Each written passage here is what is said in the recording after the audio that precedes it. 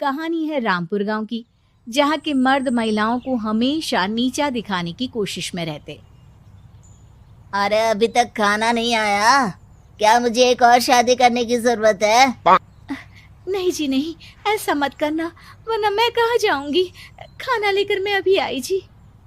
गांव की पंचायत में भी फैसले हमेशा औरतों के खिलाफ ही रहते। मैं जो फैसला सुनाता हूँ वो भगवान की आज्ञा होती है। इस लड़के ने अपने मन से शादी करके अच्छा नहीं किया। लड़के को घर भेज दो और इसकी शादी इसकी जाति की किसी लड़के से करवा दो। लेकिन ये लड़की, इसे तो गांव के बाहर निकाल दो। नहीं नहीं जमींदार साहब, ये क्या बोल रहे हैं? ऐसा नहीं हो सकता। मेरी बेटी मासूम है, इसे अच्छे बुरे की समझ नहीं है। अरे कहाँ जाएगी ये बेचारी? कहाँ जाएगी? इतनी चिंता है तो पूरे परिवार का गांव निकाला कर देते हैं। बेचारे पूरे बसे बसाए परिवार को गांव छोड़ना पड़ता है। चाहे जो हो, अगर बेटियों को कंट्रोल नहीं कर सकते तो गांव में रहने का कोई मतलब नहीं है। यहाँ औरतों को दब कर रहना होगा। कोई भी अपने हिसाब से कुछ नहीं कर सकता, सब ईश्वर की मर्जी से ही होगा। तभी गांव का एक आदमी दौड़ा दौड़ा आता है। सरपंच साहब, जमींदार साहब, वो कालिया है ना, उसकी बेटी पढ़ने के लिए शहर जा रही है। अच्छा, ये कब हो गया? और कालिया की हिम्मत कैसे हो गई ऐसा करने की? लेकर आओ उसे और उसकी बेटी को। बस फिर क्या था, हाजिर हो जाते हैं कालिया और उसकी बेटी सरपंच के सामने। और कालिया, ये क्या सुनने में आ रहा है? बेटी को इंजीनियर बना रहा है तू? और ये बता, गांव में तो स्कूल नहीं है, फिर कहां से इतनी क्लास पास कर गई तेरी बेटी? राधा, जो कि कालिया की बेटी है, उसे लगता है कि सरपंच उसकी तारीफ कर रहे हैं। सरपंच जी, मैंने ऑनलाइन पढ़ाई की है, डिस्टेंस लर्निंग से।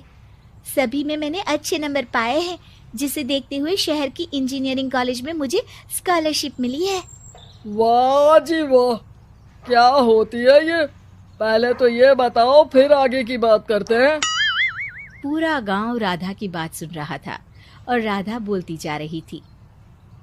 तो ऐसे मैं फ्री में एक अच्छी शिक्षा लेकर गांव में जो कुछ परेशानियां हैं, जैसे बिजली, पानी और इंटरनेट जैसी समस्याओं के लिए काम करूंगी। मैं गांव को शहर से जोड़ने के लिए पुल का निर्माण करवाने का प्रस्ताव रखूंगी। मुझे पूरी उम्मीद है कि जल्द ही हमारा गांव भी तरक्की की राह पर चल पड़ेगा। राधा की बात सुनकर सारे गांव वाले ताली बजाने लगते हैं। सरपंच को समझ नहीं आता कि वो क्या करे। चुप रह नादान लड़की, गांव के खिलाफ जाने के लिए तुझे गांव से बेदखल कर दिया जाएगा, वो भी पूरे परिवार के साथ। और हाँ, अगर ठीक से गांव में रहना चाहती है तो ये पढ़ाई लिखाई छोड़ दे।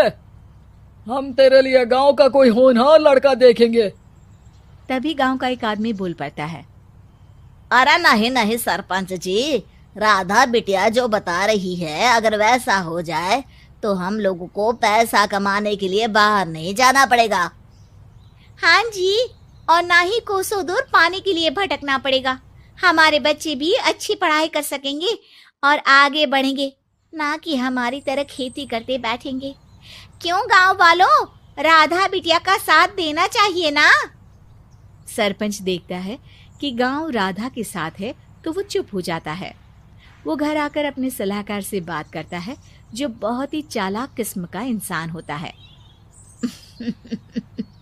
अरे सरपंच साहब, आपको बहुत ही होशियारी से काम लेना पड़ेगा। एक बार गांव तरक्की कर गया, यहाँ के बालक पढ़ लिए तो कोई ना पूछेगा आपको। और फिर ये जो बेटा और बेटी है ना आपके, इनको भी आम लोगों की तरह ही जीवन जीना होगा। हाँ, लेकिन करे तो क्या करे? वो ना आप मुझ पर छोड़ दीजिए, बस मैं जैसा बोलूं करते जाइए। अगले रोज सुबह जब गांव वाले सोकर उठते हैं तो राधा के घर के बाहर और साथ ही वो लोग जिन्होंने राधा का सपोर्ट किया था, उनके घर के आगे लाल रंग से कल आऊंगी लिखा होता है। कल आऊंगी, यह क्या होता है? अरे यह तो खून से लिखा है, लगता है कोई भूत प्रेत या चुड़ैल का साया है। चलो सरपंच जी के पास चलते हैं। सभी सरपंच के पास जाकर उसे सारी बात बताते हैं। अरे ये तो बड़ी मुश्किल की बात है। चलो मैं एक बाबा को जानता हूँ, उन्हें बुला लेता हूँ। सरपंच बाबा को लेकर गांव के घर के बाहर जाता है। ओहो, तो ये वो चुड़ैल है जो उन लोगों को निशाना बनाते हैं जो गांव को बदलने का सपना देखते हैं। वो गांव को ऐसे ही संपन्न देखना चाहती है। वो नहीं चाहती कि कोई बाहरी यहाँ का कायाकल्प करे। क्या तुम लोगों में से किसी ने गांव को बदलने की सोच रखी है? तभी राधा की माँ रोते रोते आती है। मेरी राधा घर से गायब हो गई है। अरे कोई तो बचाओ, मेरी बच्ची कहाँ गई?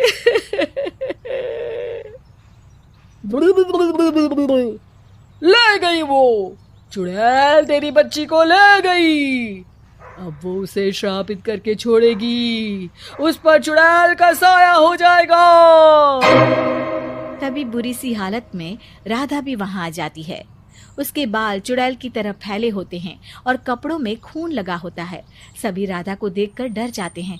माँ, पता नहीं मुझे कौन उठा कर ले गया था। अरे दूर दूर हो जा चुड़ैल, अब हम लोग इस गांव में नहीं रुकेंगे। अरे कैसे बातें कर रहे हैं आप? कल तो आप मेरे भरोसे गांव का हुलिया बदलने, अपने बच्चों को पढ़ाने और तरक्की उन्नति की बात कर रहे थे, तो आज क्या हो गया आपको? ये फिर तुम लोगों को बहकाएगी। ये चुड़ैल गांव में आ चुकी है, ऐसे ही ये तुम्हारे घर के बच्चों को भी ले जाएगी। गांव वाले राधा को गांव से बाहर निकाल देते हैं।